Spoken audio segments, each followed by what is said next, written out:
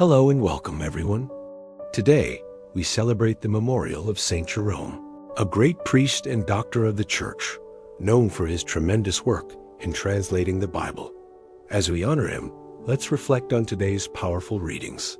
First, let's turn to the book of Zechariah. The prophet paints a beautiful picture of unity and seeking God. He says, "There shall yet come peoples, the inhabitants of many cities, who will encourage each other, saying, 'Come, let us go to implore the favor of the Lord.'" Imagine that. Entire communities, many peoples and strong nations, coming together, drawn to Jerusalem to seek God. The prophecy concludes with a striking image.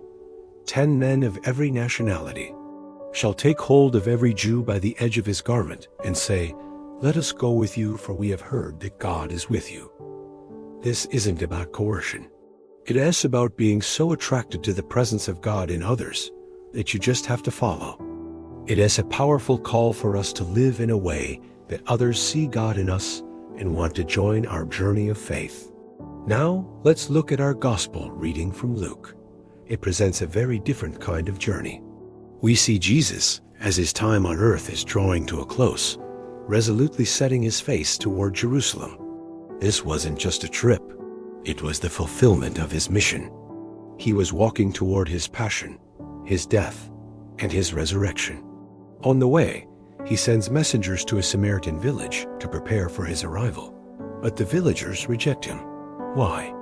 Because his destination was Jerusalem, a place of deep-seated historical and religious rivalry for the Samaritans. Now, how do the disciples, James and John, react? They are indignant. "Lord, do you want us to call down fire from heaven to consume them?" Their response is rooted in anger and a desire for retribution. But Jesus' reaction is crucial. He turns and rebukes them.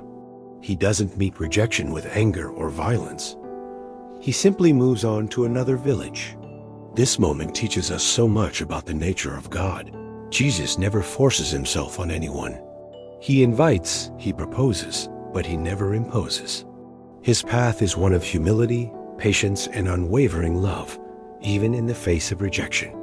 Reflecting on these passages, the Holy Father reminds us of the importance of Jesus' firm decision to go to Jerusalem. This decision was born from listening to the Father's voice within his heart. Jesus was following his conscience, that inner space where he was in relationship with the Father. This is a model for us. We too are called to listen to our conscience, not to follow our own selfish desires, but to discern the voice of God speaking to our hearts, guiding us toward truth and goodness. Conscience is that sacred inner place where we listen to God's will for us. It helps us understand the path we should take. Once we make a decision based on this listening, we're called to move forward with faithfulness, just as Jesus did on his journey to Jerusalem. He knew his path was difficult, but he remained faithful to the Father's will. So as we remember Saint Jerome today, let us ask for the grace to be like those people in Zechariah, as vision eager to seek the Lord together. And let us learn from Jesus in the gospel to walk our own path with a firm and loving resolve, always listening to the voice of God in our conscience and responding to rejection, not with fire, but with persistent, humble love. Thank you so much for joining me in this reflection. If these words have touched your heart, please consider liking this video and subscribing to our channel for more daily reflections. May God bless you and guide you on your journey.